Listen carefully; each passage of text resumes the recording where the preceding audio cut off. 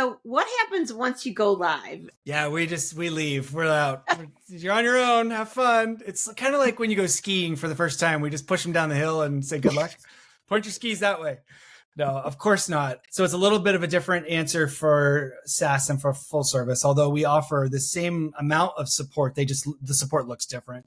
For our full service customers, we obviously support them through everything from engagement to onboarding, enrollment, billing and claims and all those kinds of things. And there's so much more of that. But from our SaaS side, because we're typically training a team how to use the software, there's a lot more complexity in understanding their workflows and then trying to regurgitate how to do them in our software. And so we will typically, what we love to ask those teams to do is, can we do a daily stand up for 30 minutes or an hour every day for the first couple of weeks? And it's essentially an open invitation every day on the calendar. Myself and our lead trainer, Alicia, will usually be there. If you have questions, come to the open invite. It's like an open office door if you were in a building, right? Come and ask questions. If you don't, great, no problem, but it's available every day. And we do that for the first couple of weeks so that they feel supported, number one, but also because there's always stuff that bubbles up after you start using it. Because you have all this concept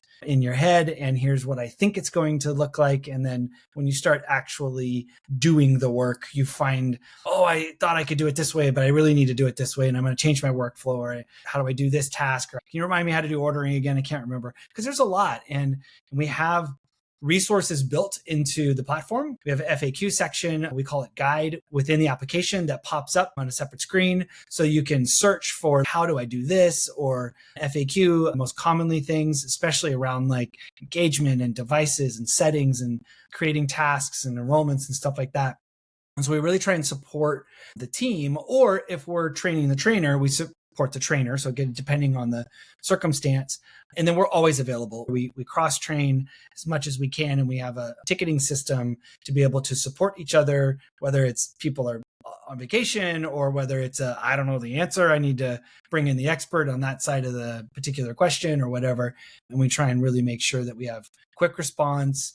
Even if it's I don't know the answer, let me get back to you, or let me have our development team look into it because there's potentially something at that level. We try and do our best at the open communication and being available. And I think that the best customers are the ones that are engaged. And I feel like if we're engaged and they're engaged, then we're going to have a great relationship. And if those two pieces start to fall apart, the relationship starts to fall apart a little bit.